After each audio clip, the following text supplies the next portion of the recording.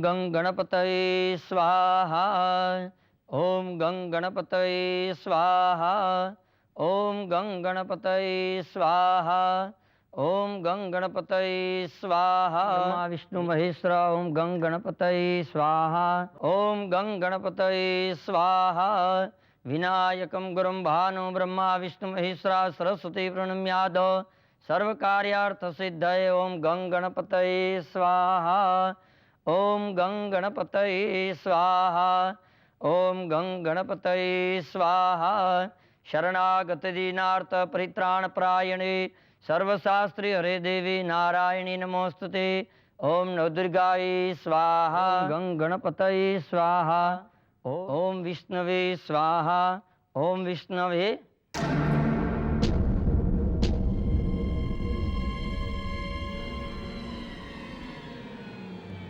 पंडित जी क्या हुआ? क्या बताए यजमान, आज मुझे अजीब सा आभास हो रहा है। कैसा आभास हो रहा है?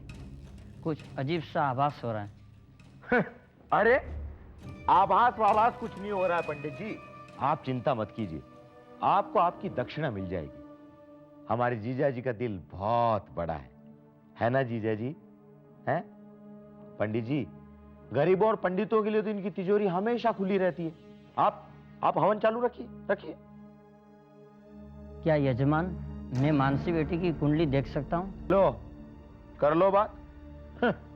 अरे आप क्या भविष्यवाणी करेंगे जब वो इस दुनिया में है ही नहीं। गायत्री, मानसी की जन्म कुंडली लेकर आओ। लेकिन मैंने कहा ना, मानसी की जन्म कुंडली लेके आओ। अच्छा, अभी लाए।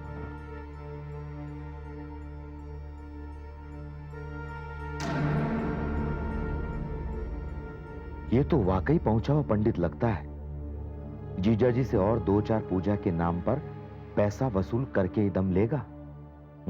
गोवर्धन जी क्या बात है, पंडित को घूर घूर के क्यों देख रहे हो? नहीं कुछ खास नहीं, बस यूं ही।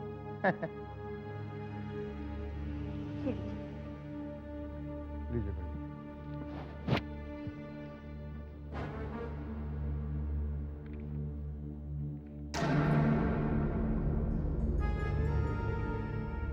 अद्भुत, असंभव।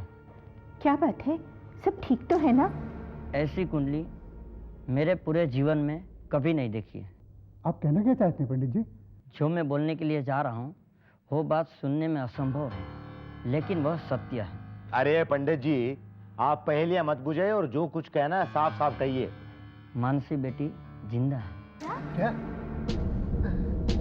मैं कहता था ना कि मानसी जिंदा है, पर मेरी बात पर कोई भरोसा नहीं करता था।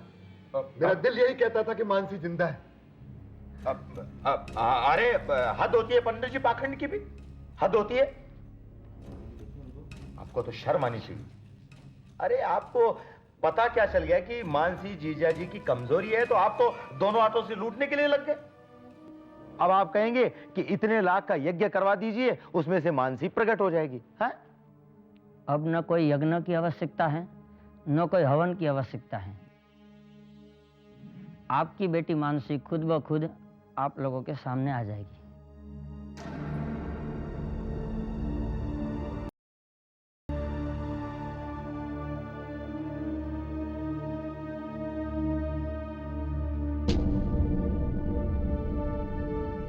पंडित जी, जो बात संभव नहीं है उस बात को कहकर आप हमें क्यों दुख दे रहे हैं? मानसी कैसे वापस आ सकती है? मैंने जो कहा वह सच है। मानसी आपके घर में निश्चित आएगी।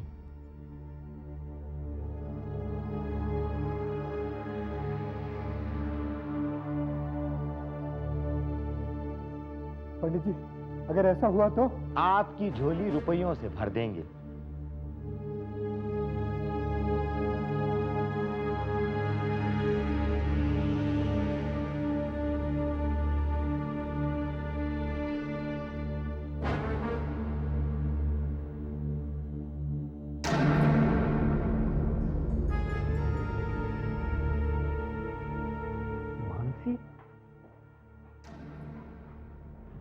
अरे हाँ, ये तो मानसी है, लेकिन ये यहाँ क्या कर रही है?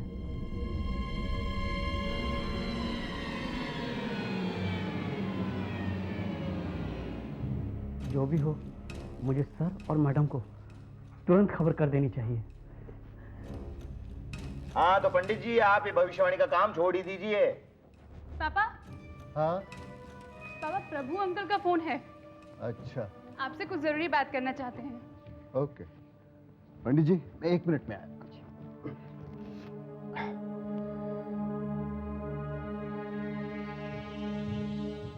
हेलो सर, सर मैं प्रभु बोल रहा हूँ सर। हाँ प्रभु, तुमने वो खुराना साहब को चेक दे दिया? हाँ सर, मैंने खुराना साहब को चेक दे दिया। सर भगवान ने आपकी सुन ली सर। तुम कहना क्या चाहते हो? सर, सर मानसी जिंदा है सर। हैं? क्या कह रहे हो प्रभु? हाँ सर, मैंने उसे अपनी आंखों से अभी अभी देखा है सर। सच कह रहे हो तुम? हाँ सर, मैं सच कह रहा हूँ।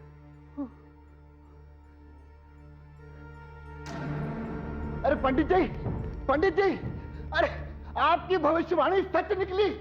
अरे मानसी बेटी जिंदा है। क्या? हाँ, क्या कह रहे हैं जीते जी आप? प्रभु का फोन आया था, उसने बताया कि मानसी जिंदा है। अब तैयार हो जाओ, हमें हॉस्पिटल जाना है। चलो गायत्री। पंडित जी धन्यवाद। चलो। पंडित जी आपकी पहली भविष्यवाणी तो सच हो गई, अब आगे क्या होगा वो भी बता दीजिए। देखिए गोवर्धन जी, ज़्यादा मन के अंदर उत्कंठा लाना वो अच्छी बात नहीं है। अब तो जो ईश्वर चाहेगा वही होगा।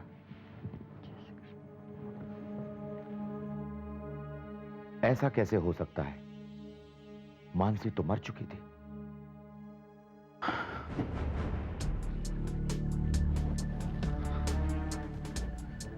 मिस्टर रंजीत, ये हादसा हुआ कब? कुछ 1-1.5 घंटे पहले। वो हम सब मिलकर बातें कर रहे थे, रोजी आंटी भी थी। फिर उन्होंने कहा कि मैं सबके लिए चाय बना कर लाती हूँ। बहुत देर तक जब वो बाहर नहीं आई तो हम चेक करने उनके कमरे में गए और वो इस हालत में थी। वो हमारे परिवार के बहुत करीब थी इंस्पेक्टर। उन्होंने ही सुमन को मुझसे शादी करने के लिए कहा था। अक्सर कहा करती थी कि उन्हें मेरे अंदर मरहूम अभय मित्तल की झलक दिखाई देती है। कितनी खुश थी वो हमारी शादी से।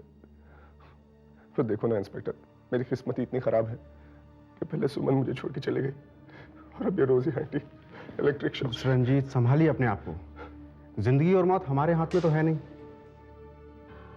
एनीवे, मुझे बॉडी को पोस्टमार्टम के लिए भिजवाना होगा। जी। आप तो जानते ही हैं कि एक एक्सीडेंट का केस है और इस केस में पोस्टमार्टम कंपलसरी हो जाता है। मिस्टर रंजीत, संभालिए अपने आप को। अगर आप ही टूट जाएंगे तो फिर बच्चों को कौन संभालेगा? अरे हाँ, बच्चे कहाँ हैं? मुझे उनसे भी बयान लेना होगा। जी वो दरअसल हादसे से सहमे हुए हैं तो वो अंदर अपने कमरे में है इंस्पेक्टर साहब। मैं आपकी फीलिंग समझ सकता हूँ mister Ranjit, but you know the legal procedure, ये तो मुझे करना ही होगा।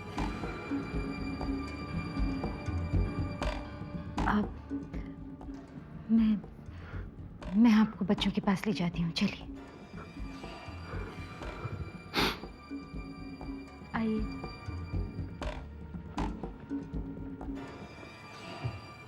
इंस्पेक्टर साहब, देखिए बच्चे कितने सहमे हैं। अब मैं एक बेटा समझू। इंस्पेक्टर अंकल रोजी आंटी के बारे में कुछ पूछना चाहते हैं। हाँ, डरना नहीं। हाँ इंस्पेक्टर साहब, आप पूछिए, आप क्या जानना चाहते हैं? बेटा, जब ये हादसा हुआ तो आप लोग कहाँ थे, क्या कर रहे थे?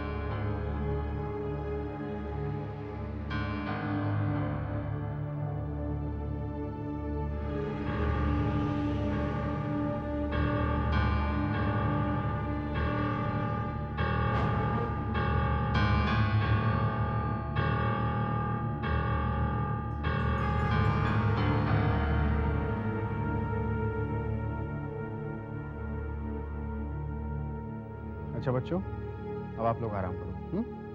बाय।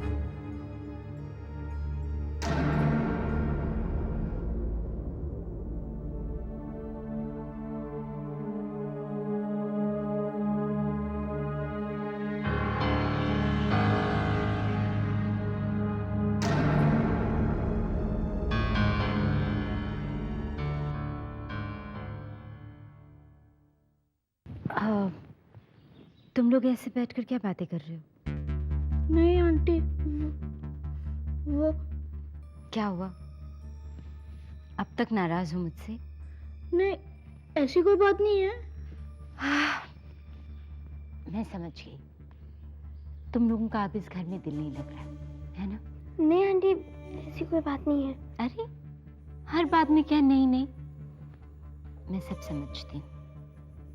इसलिए मैंने फैसला किया है कि आप लोगों को किसी अच्छे बोर्डिंग स्कूल में भर्ती करवा देंगे, है ना? Boarding school? मानसी, बेटी गायत्री, हमें हमारी मानसी मिल गई। सचमुच में हमें हमारी मानसी मिल गई। प्रभु, तुमने सच कहा था कि हमारी बेटी हमें मिल जाएगी। देखिए, मैं मानसी नहीं हूँ, आप कुछ गलत समझ रहे हैं। मानसी, तुम हमें पहचान नहीं रही हो बेटी? बेटी ये क्या कह रही है तू? तू मुझे नहीं पहचानती? हाँ? अरे मैं तेरा पापा, ये तेरी माँ गुड्डो, मामा। तू क्या इनमें से किसी को भी नहीं पहचानती? देख बेटा देख, मुझे देख अच्छी तरह। क्या तू मुझे भी नहीं पहचानती?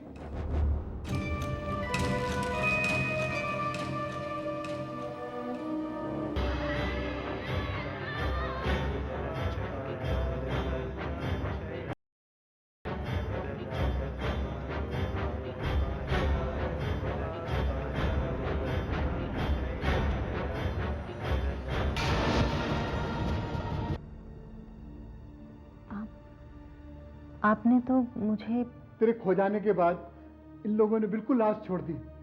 मैं कहता था हमारी मानसी जरूर मिलेगी। अरे तुम लोग मुझे इस तरह क्यों देख रहे हो? हैं? बरसों बाद हमारी बेटी मुझे वापस मिली है, हैं? और इसको इस तरह क्यों देख रहे हो? हाँ हाँ, चलो बेटी घर चलो, चलो बेटी घर चलो। एक मिनट, मेरी बात सुनिए। देखिए, शायद आपको कोई गलतफहमी हो रही है। मैं मानसी नहीं हूँ। नहीं मानसी, हमें कोई गलतफहमी नहीं है। तू ही मेरी मानसी है, तू ही मेरी मानसी है ना? देखिए, मैं आपकी बेटी नहीं हूँ, आपको कोई धोखा हुआ है। बेटी, हम तेरे बिना एक पल भी नहीं रह सकते। चल बेटा घर चल, प्लीज। देखिए, प्लीज समझने की कोशिश कीजिए। मैं आप लोगों को नहीं पहचानती हूँ, मैं वो नहीं हूँ जो आप समझ रहे हैं। तो प्लीज। तू क्या करी बेटी? हमारी आंखें धोखा नहीं खा सकती। तू ही मेरी मानसी है। एक्सक्यूज मी, प्लीज आप लोग बाहर जाइए, ये वक्त पेशेंट के आराम करने का है। चलिए जीजा जी, लेकिन क्यों हमारी? चलिए जीजा जी, चलिए चलिए। मानसी बेटी, अरे चलिए, मेरी सुनिए, बेटी। चलिए तो सही। अरे मैं आपको बताता हूँ, देखिए।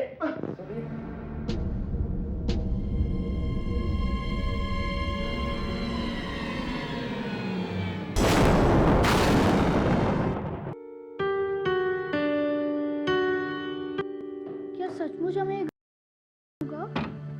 नहीं भैया, ये घर हम यहाँ से कहीं नहीं जाने वाले हैं। लेकिन डॉली आंटी ने हमें फिर मारा तो? तुम लोग अभी तक तैयार नहीं हो? लेट हो रहा है। सामान पैक हो गया? जी हाँ पापा। चलो good, come on. Ranjit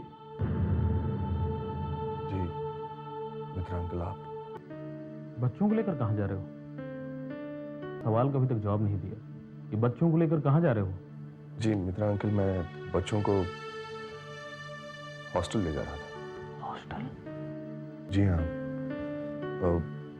Mitra uncle, सुमन के बाद तो बच्चे बिल्कुल अकेले पड़ गए, और फिर अभी रोजी आंटी की मौत के बाद तो कौन संभालेगा इन्हें?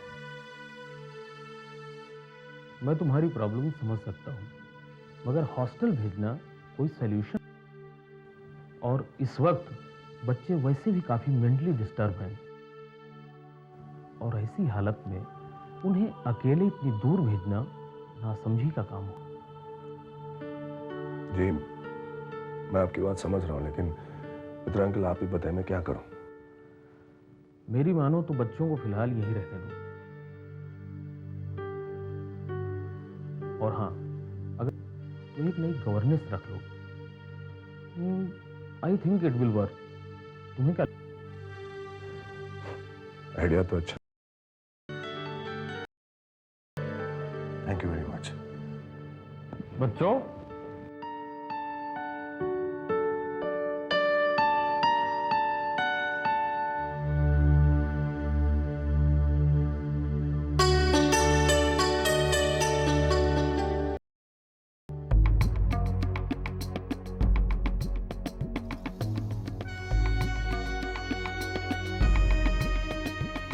अरे आप अभी तक यहीं हैं? बेटा, मानसी तू आप पहचानती है? बेटी, मैं तेरा पापा। अरे सारी रात में यहीं बैठा रहा। मुझे घर को तेरी जरूरत है। अगले हफ्ते गुड्डो की शादी है। चल बेटा, घर चल। चल बेटा। Excuse me please.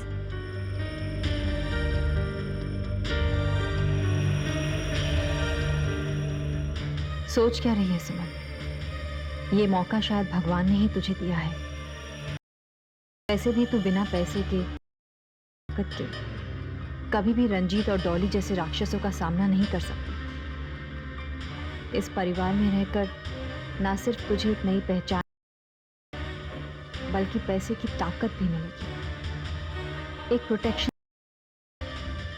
और बदले में जो तुझे करना है वो भी एक पुण्य का काम ही तो है।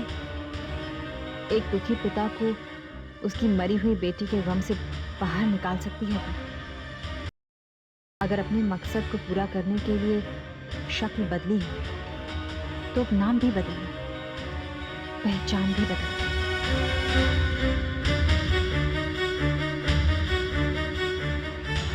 आइए सर।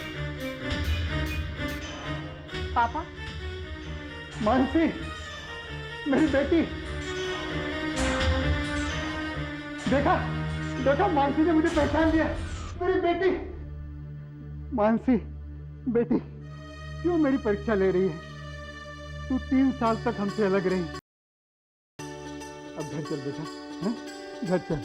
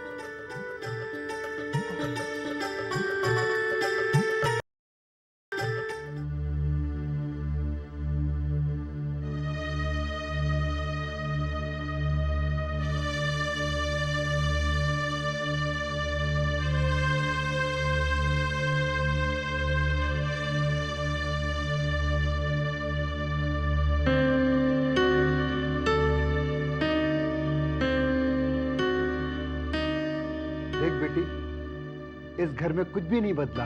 सब कुछ वैसा ही है जैसा तू छोड़कर गई थी। जी मैं बहुत खुश हूँ। जी चाहता है पूरे शहर को दावत दूं।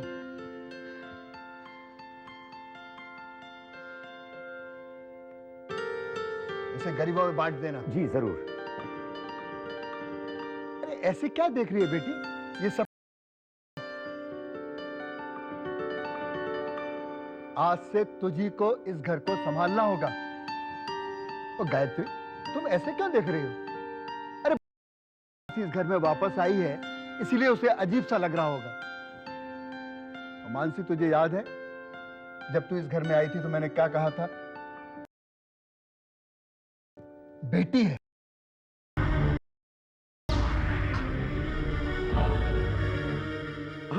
देखो वो तुम्हारा पति भी आ गया, देखो।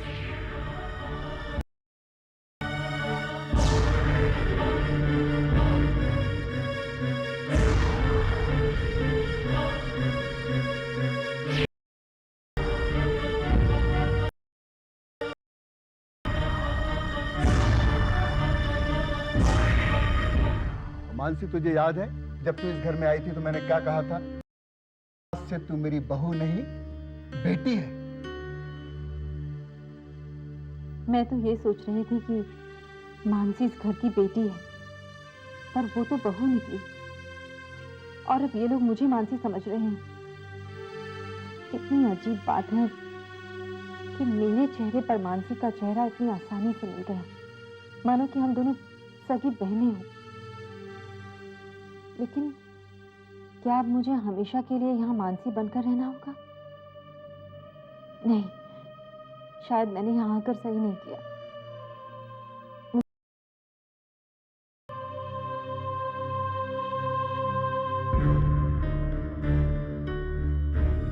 नहीं सुमन,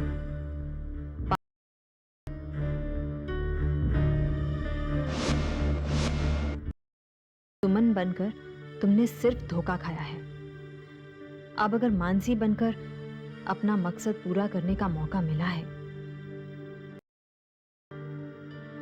मत गवाओ।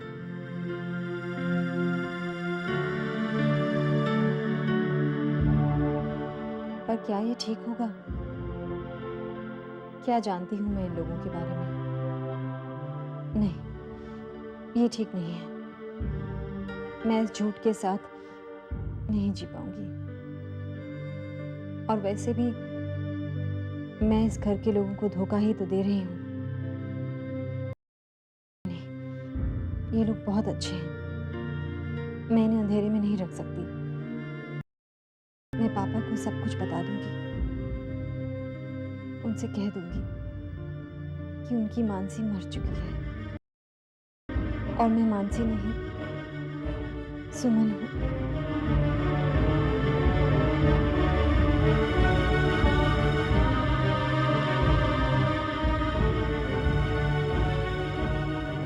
पापा। अरे बेटी, बैठो बैठो बैठो ना बेटा, बैठो बैठो।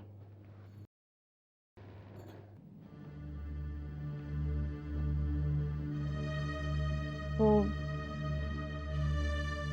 पापा, मुझे आपसे कुछ कहना है। मैं भी कुछ कहना चाहता हूँ बेटी। 3 साल से जब तू हमारी जिंदगी में नहीं थी तो सब कुछ बिल्कुल थम सा गया था। इतना प्यार करते हैं अपनी बहू। क्या कह रही है बेटी? पूछ रही है तू? भूल गई जब तू इस घर में आई थी तो मैंने क्या कहा था? आज से मेरी 2 बेटियां हैं, एक गुड्डो और एक तू। कैसे कहूं मैं इनसे कि मैं वो नहीं हूं समझ रहे हैं? कैसे कहूं मैं इनसे कि ये जिसमें अपना है वो खुद बेसहारा है? नहीं, मैं इस भले इंसान को और धोखे में नहीं रखना चाहती। मुझे इनसे सच कहना ही होगा। बेटी, क्या सोच रही है? जी, मैं वो नहीं।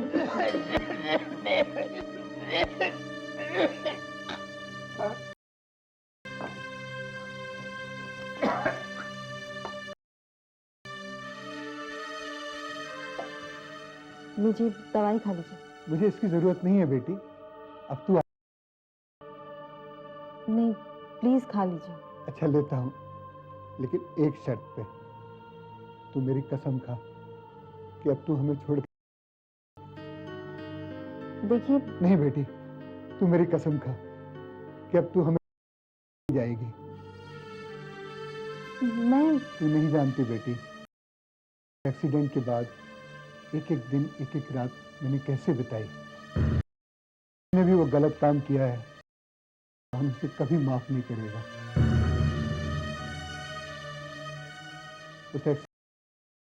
तू तो यही सोच रही होगी कि तेरी कार का ब्रेक फेल हो गया था, लेकिन हकीकत यह है बेटी किसी ने जानबूझकर तेरी कार का ब्रेक फेल किया था। जी, ये आप क्या कह रहे हैं? उस कार की पुलिस इन्वेस्टिगेशन के बाद पता चला था उस कार के ब्रेक फेल किए गए थे, लेकिन भगवान की कृपा है कि तू बच गई। लेकिन जिस कार से तेरी कार टकराई थी वो बेचारा, वो आदमी मेरे पति अभय थे।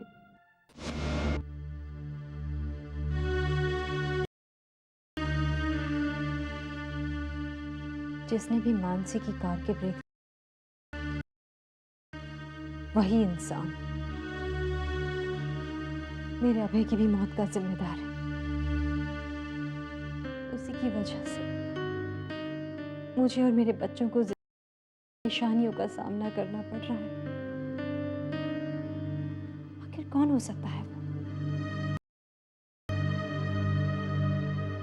वो जो भी हो, मानसी और अभय की मौत के लिए मैं उसे सजा दिलवाकर ही रहूंगी। ये तभी मुमकिन हो सकता है जब अब तो मेरे यहाँ रहने के 3 मकसद हैं। पापा जी के पूरी तरह ठीक हो जाने तक उनकी बहू बनकर रहना, अभय और मानसी के कातिलों को ढूंढना, और मेरे विश्वास के साथ खेलने वाले उस रंजीत सक्सेना और डॉली को उनके हश्र तक पहुंचाना। मानसी होने का नाटक करना होगा कि किसी को जरा सा भी शक ना हो।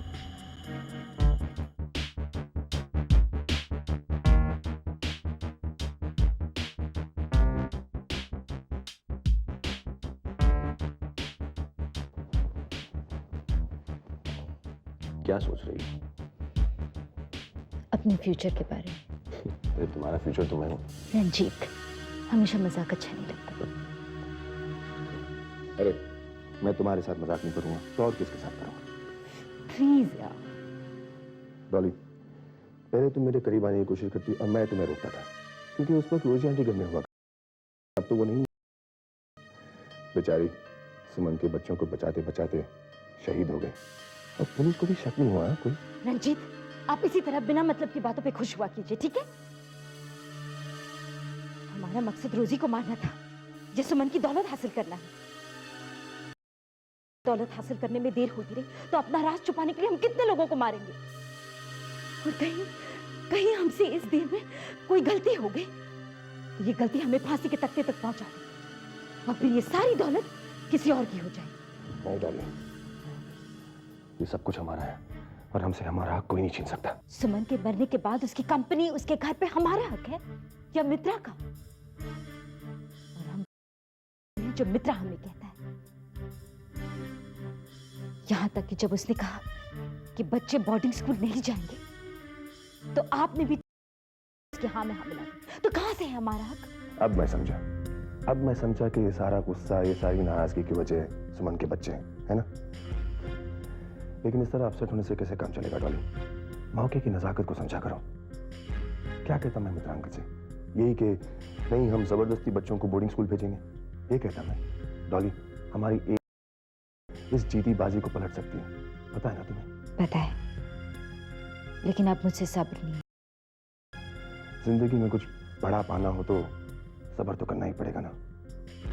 ऐसा नहीं है कि मैं हाथ पर हाथ रख के साथ कर रहा हूं डॉली, नहीं, मैं वो रास्ता तलाश कर रहा हूं जिससे सांप और लाठी भी ना टूटे, और वो रास्ता मुझे नजर आ रहा है डॉली।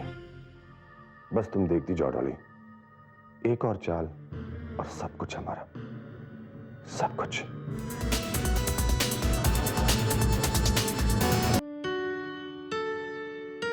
लीजिए बहू रानी, मुंह मीठा कीजिए। ये किस लो कर लो बात। आप घर में वापस लौट के आई हैं, इसलिए हमने तो सारे शहर में मिठाई बांटी है। आप जब तक मुंह मीठा नहीं करेंगी तब तक मिठाई का क्या मोल। चलो चलो मुंह खोलो। बाद में खा लूंगी।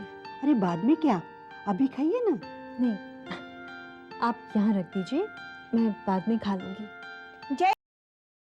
आई बड़ी मालकिन बुला, मैं अभी आती हूँ। जब तक आप मिठाई जरूर खा लीजिएगा। जी।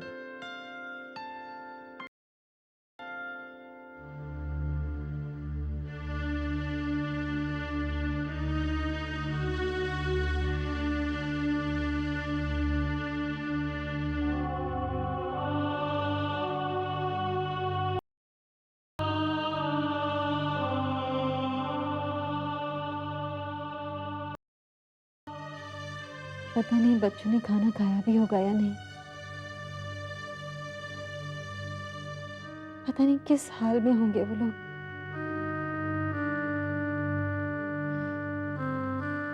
जाने कब मिल सकूंगी मैं उनसे।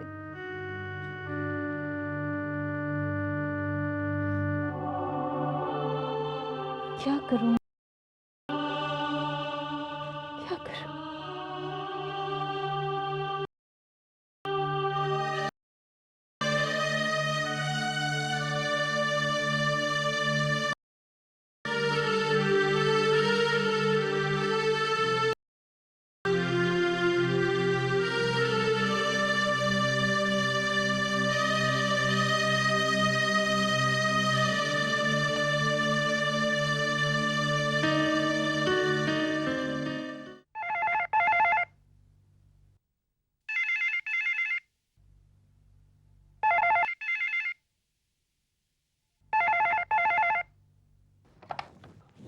Hello hello hello hello hello hello. हाँ बोलिए। बेटा बोलने के लिए नहीं, सिर्फ सुनने के लिए फोन किया है। आप मुझे हाँ, बहुत अच्छी तरह से। मैं आपको और आपके भाई दोनों को जानती हूँ।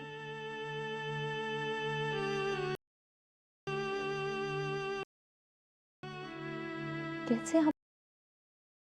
आप कौन बोल रही है?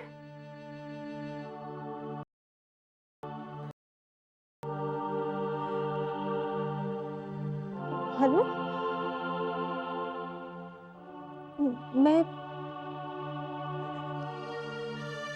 मैं रोजी आंटी की सहेली बोल रही हूँ। रोजी आंटी ने बहुत कुछ बताया है मुझे तुम्हारे बारे में। रोजी आंटी सहेली बोल रही है? रोजी आंटी कहाँ है? आपको नहीं पता? रोजी आंटी यहाँ पर नहीं है। कहाँ चली गई रोजी आंटी? वो अब कभी नहीं लौटने वाली है। वो भगवान के घर में चली गई है।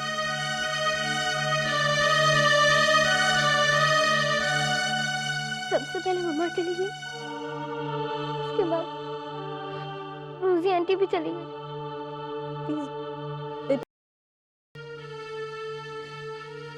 आई प्रॉमिस, आप चुप हो जाओ, सब कुछ पहले जैसा हो जाएगा। बस थोड़े दिनों की बात है।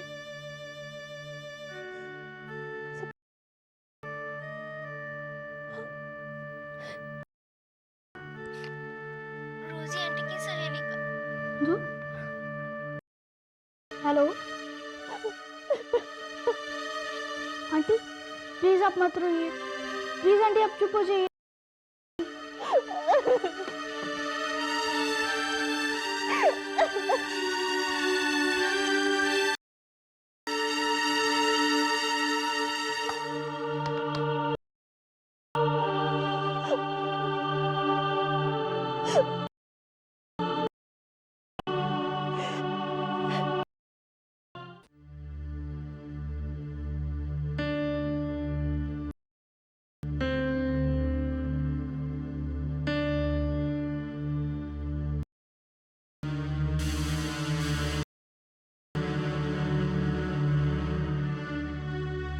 कब तक नजरें चुकाते रहोगे?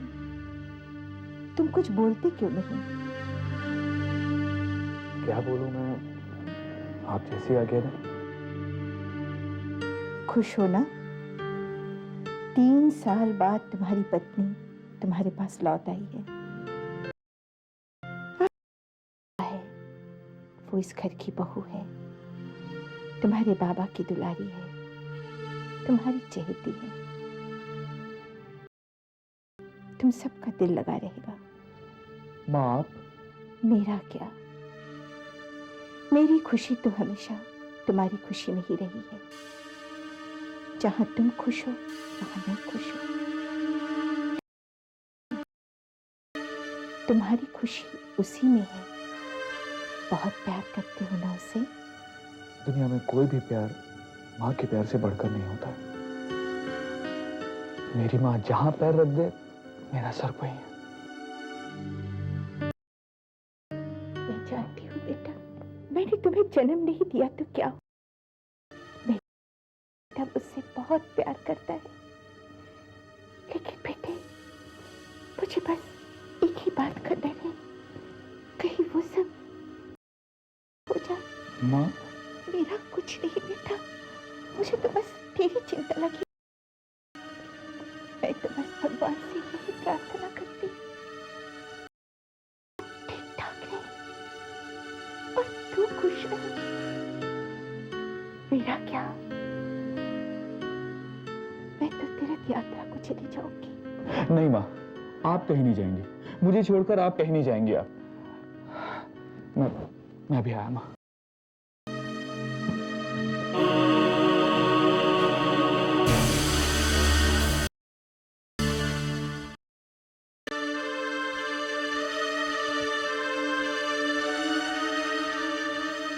मैं क्या करूं? रोजी के मरने के बाद मेरे बच्चों की देखभाल करने वाला वहां कोई भी नहीं है, और अपने बच्चों को मैं रंजीत और डॉली जैसे इंसानों के बीच में अकेला नहीं छोड़ सकती। मुझे फौरन यहां से जाना ही होगा। इस तरह जज्बाती होकर रंजीत के सामने पहुंच गई तो ना तेरा कोई मकसद पूरा हो पाएगा और ना ही तू बच्चों की रक्षा कर पाएगी। तू जानती है रंजीत इंसान नहीं राक्षस है। तो क्या करूं? किसके भरोसे अपने बच्चों को? कोई भी तो नहीं है वहां ऐसा।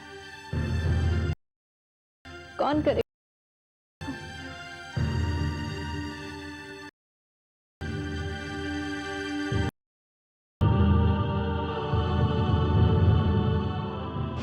जब भी कभी तुम्हें हमारी जरूरत पड़े तो बिना झिझक हमारे यहाँ चली आना।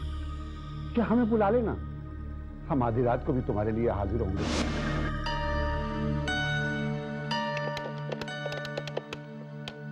हेलो। हेलो माधव काका। कौन? काका मैं सुमन बोल रही हूँ। बेटी सुमन, कैसी हो तुम? कहाँ हो? काका मैं ठीक हूँ, लेकिन मेरे बच्चे बिल्कुल ठीक नहीं है। मुझे आपकी मदद चाहिए। हाँ हाँ बेटे बोलो, मैं तुम्हारी क्या खिदमत कर सकता हूँ?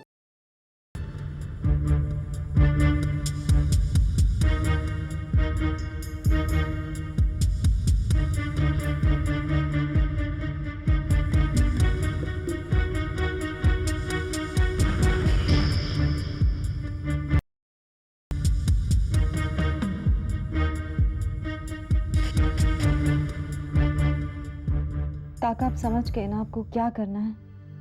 हाँ हाँ बेटी समझ गया, तुम बिल्कुल चिंता मत। माँ भवानी ने चाहा तो सब ठीक होगा, बस तुम अपना ख्याल रखना, ठीक है बेटे? थैंक यू काका। अच्छा बेटा।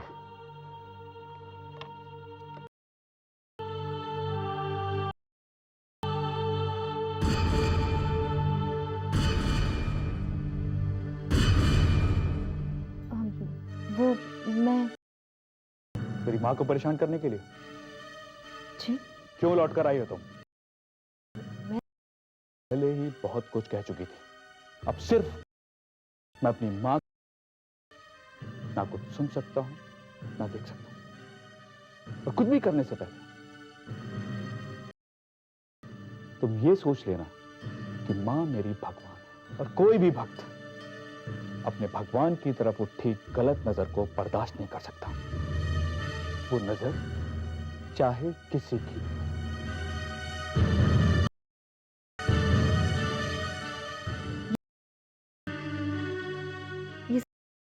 मेरी कुछ भी तो समझ नहीं आ रहा है। अगर ऐसा ही रहा तो कैसे रह पाऊंगी मैं इस घर में, निभा पाऊंगी इस झूठे रिश्ते को कैसे? जीजा जी आप चिंता क्यों करते हैं? अगर मेरे रहते हुए आपको फिक्र करना पड़े तो लाने तो मुझ पर। आप निश्चिंत हो जाइए, की सारी जिम्मेदारियां मेरी है। बस आप ये कुछ चेक्स हैं, ये साइन कर दीजिए, बाकी मैं सब संभाल लूंगा। ये किस लिए? अब ये वो कुछ ज्वेलर वाले को देने हैं, कुछ पैसे होटल वाले को देने हैं, और कैटरर्स को एडवांस भी तो देना है। तो मेरी एक सलाह और मान लो, भी इस काम में शामिल कर। ठीक कह रहे हैं आप। अरे मानसी भी तो जो हमारी गुड्डू के लिए सब।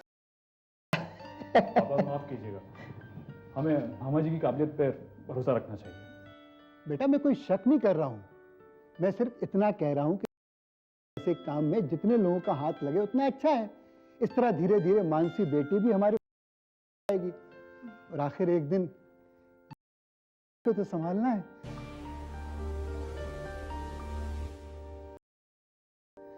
जाओ गायत्री, तुम मानसी को बुला के लाओ। लो, ये तो बुलाने से पहले ही टपक पड़ी। बेटा मुझे तुमसे एक बात करनी है। देखो गुड्डू की शादी है, बहुत सारी तैयारी। मैं चाहता हूं कि तुम संजय के साथ जिम्मेवारियां अपने ऊपर ले लो। जी मैं नहीं चलेगा, तुमको संजय का हाथ बटाना ही होगा। जी हाँ, ये हुई ना बात। अरे मुझे मालूम था तू मान जाएगी। अब ये घर भी देखो स्वर्ग हो जाएगा, स्वर्ग।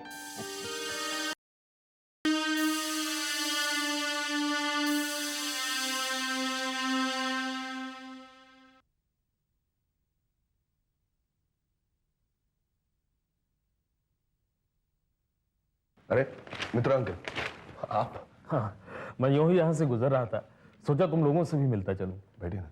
Thank you.